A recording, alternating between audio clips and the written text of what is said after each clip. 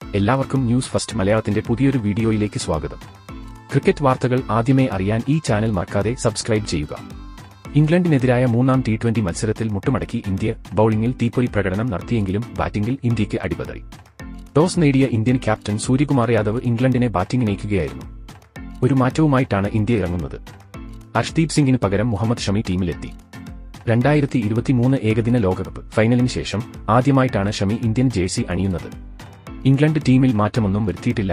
England നിരയിൽ Duckett, Liam Livingstone എന്നിവർ മാത്രമാണ് തിളങ്ങിയത്. രണ്ടാം ഓവറിൽ തന്നെ ഇംഗ്ലണ്ടിന് ആദ്യ വിക്കറ്റ് നഷ്ടമായി. ഫിലിപ്പ് സാൾട്ട് ഹാർദിക് പാണ്ഡ്യയുടെ പന്തിൽ അഭിഷേക് ശർമ്മയ്ക്ക് ക്യാച്ച് നൽകി.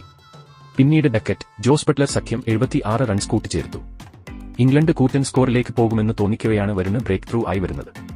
വരുണിന്റെ പന്തിൽ സഞ്ജുവിന്റെ ഗംഭീര ക്യാച്ച്. തുടർന്നെല്ലാം ഇന്ത്യയുടെ നിയന്ത്രണത്തിലായിരുന്നു. തൊട്ടുപിന്നാലെ ഡക്കറ്റിനെ അക്സർ മടക്കി. ഇംഗ്ലണ്ടിന്റെ മധ്യനിര ചീട്ടുകൊട്ടാരം പോലെ തകർന്നു. ഹാരി ബ്രൂക്ക്, ജാമി സ്മിത്ത്, ജാമി overtone, Brydon Casey, Jofra archer എന്നിവർക്ക് രണ്ടക്കം കാണാൻ സാധിച്ചില്ല. ആദിൽ ഷീദ്, മാർക്വുഡ് എന്നിവർ പുറത്താവാതെ നിന്നു. 4 ഓവറിൽ 24 റൺസ് മാത്രം വഴങ്ങിയാണ് വരുണ് 5 വിക്കറ്റ് എടുത്തത്. തിരിച്ചുവരവിൽ ഷമി 3 ഓവറിൽ 25 റൺസ് വഴങ്ങി. വിക്കറ്റ് വീഴ്ത്താൻ താരത്തിന് സാധിച്ചില്ല. ഹാർദിക് പാണ്ഡ്യ 2ഉം രവി ബിഷ്ണോയി, അക്സർ പട്ടേൽ എന്നിവർക്ക് ഓരോ വിക്കറ്റും ലഭിച്ചു. മറുപടി ബാറ്റിംഗിൽ ഇന്ത്യയ്ക്ക് മോശം തുടക്കമാണ് ലഭിച്ചത്. സൂപ്പർ താരം സഞ്ജു ഇന്നും നിരാശപ്പെടുത്തി. 6 ബോളിൽ 3 റൺസ് മാത്രം നേടിയാണ് സഞ്ജു മടങ്ങിയത്. തുടർന്ന് ക്യാപ്റ്റൻ സൂര്യ ക്രീസിൽ എത്തി. അഭിഷേക് ശർമ്മ, സൂര്യകുമാർ യാദവ് സഖ്യം 15 റൺസ് കൂട്ടിച്ചേർത്തെങ്കിലും 4ാം ഓവറിൽ അഭിഷേകും മടങ്ങി. 14 പന്തിൽ 24 റൺസ് ആണ് താരത്തിന്റെ സമ്പാദ്യം. തൊട്ടു പിന്നാലെ തന്നെ വുഡ് ക്യാപ്റ്റൻ സൂര്യയും പുറത്താക്കി. അതോടെ ഇന്ത്യ 48-3 എന്ന നിലയിലേക്ക് കൂപ്പുകുത്തി.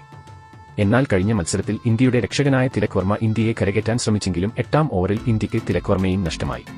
പിന്നീട് വന്ന ബാറ്റ്സ്മാൻമാരും നിരാശപ്പെടുത്തിയതോടെ 3ാം T20 ഇന്ത്യ തോറ്റു. അപ്പോൾ ഇന്നത്തെ ഇന്ത്യയുടെ കളിയെപ്പറ്റിയുള്ള നിങ്ങളുടെ അഭിപ്രായം താഴെ കമന്റ് ചെയ്യുക. അതുപോലെ കൂടുതൽ ക്രിക്കറ്റ് വാർത്തകൾക്കായി ഈ ചാനൽ മറക്കാതെ സബ്സ്ക്രൈബ് ചെയ്യുക.